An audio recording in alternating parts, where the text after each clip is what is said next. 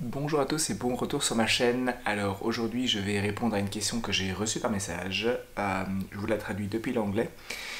Euh, Est-ce que tu me déconseilles d'étudier plus d'une langue à la fois, surtout au niveau débutant? Je suis particulièrement inquiet par rapport à étudier deux langues romanes en même temps. J'ai peur de les mélanger, euh, même entre l'espagnol et le français, alors que j'ai déjà des bases solides. Et c'est une raison pour laquelle je suis un peu hésitant par rapport à l'espéranto, même si la grammaire est évidemment différente.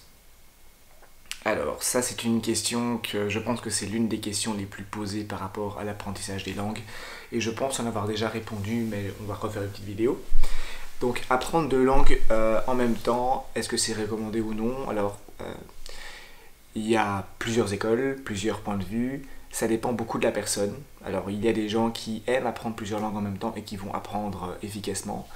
Et il y a des gens qui préfèrent apprendre juste une langue à la fois.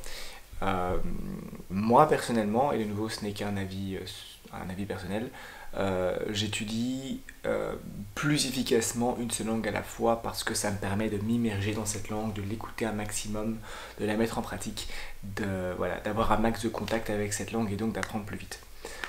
Il est possible d'apprendre plusieurs langues en même temps, mais évidemment la durée nécessaire en termes de semaines, de mois, d'années pour apprendre une langue, pour développer son niveau est plus lent. Donc c'est plus long, ça prend plus de temps. Maintenant, cette question parle plutôt d'apprendre deux langues de la même famille, telles que l'espagnol et le français.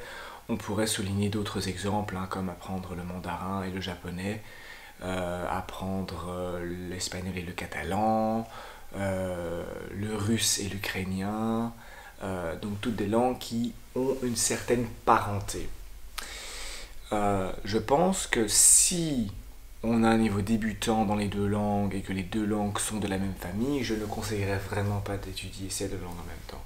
Il vaut toujours mieux étudier une langue d'abord, avoir une base assez solide, hein, avoir un niveau A2, B1, voire B2, avant de passer à la suivante.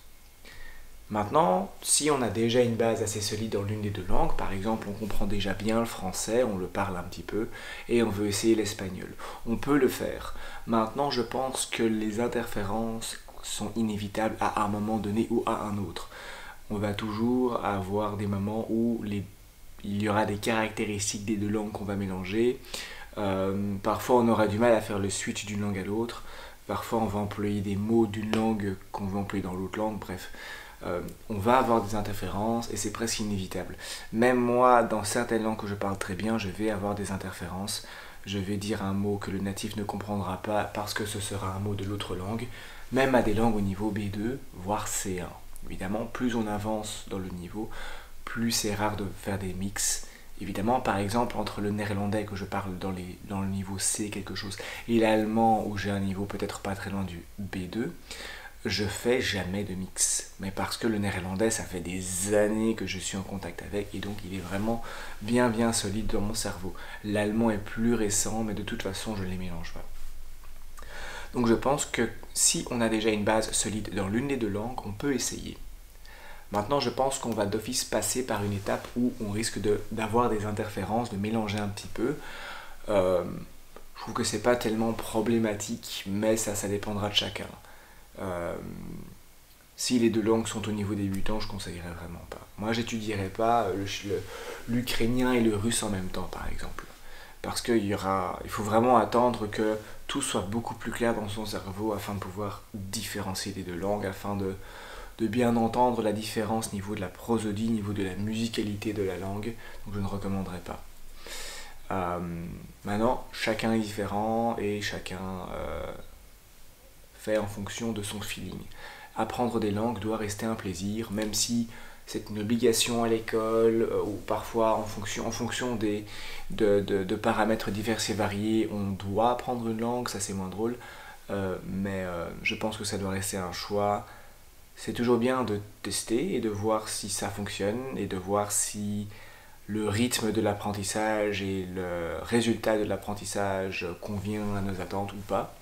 Euh, donc il y a des cas où je le déconseille fortement.